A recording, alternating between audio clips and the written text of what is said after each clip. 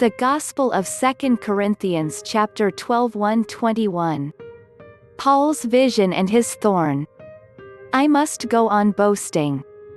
Although there is nothing to be gained, I will go on to visions and revelations from the Lord. I know a man in Christ who 14 years ago was caught up to the third heaven. Whether it was in the body or out of the body I do not know, God knows. And I know that this man, whether in the body or apart from the body I do not know, but God knows, was caught up to paradise and heard inexpressible things, things that no one is permitted to tell. I will boast about a man like that, but I will not boast about myself, except about my weaknesses. Even if I should choose to boast, I would not be a fool, because I would be speaking the truth. But I refrain, so no one will think more of me than is warranted by what I do or say, or because of these surpassingly great revelations. Therefore, in order to keep me from becoming conceited, I was given a thorn in my flesh, a messenger of Satan, to torment me. 3 times I pleaded with the Lord to take it away from me. But he said to me, My grace is sufficient for you, for my power is made perfect in weakness. Therefore I will boast all the more gladly about my weaknesses, so that Christ's power may rest on me. That is why, for Christ's sake, I delight in weaknesses, in insults, in hardships, in persecutions, in difficulties. For when I am weak, then I am strong.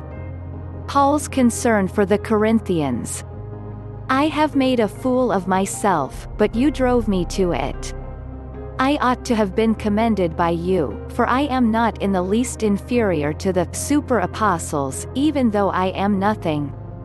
I persevered in demonstrating among you the marks of a true apostle, including signs, wonders and miracles. How were you inferior to the other churches, except that I was never a burden to you? Forgive me this wrong. Now I am ready to visit you for the 3rd time, and I will not be a burden to you, because what I want is not your possessions but you. After all, children should not have to save up for their parents, but parents for their children. So I will very gladly spend for you everything I have and expend myself as well. If I love you more, will you love me less? Be that as it may, I have not been a burden to you. Yet, crafty fellow that I am, I caught you by trickery. Did I exploit you through any of the men I sent to you? I urged Titus to go to you and I sent our brother with him. Titus did not exploit you, did he? Did we not walk in the same footsteps by the same Spirit? Have you been thinking all along that we have been defending ourselves to you? We have been speaking in the sight of God as those in Christ, and everything we do, dear friends, is for your strengthening. For I am afraid that when I come I may not find you as I want you to be, and you may not find me as you want me to be. I fear that there may be discord, jealousy, fits of rage, selfish ambition, slander, gossip, arrogance and disorder.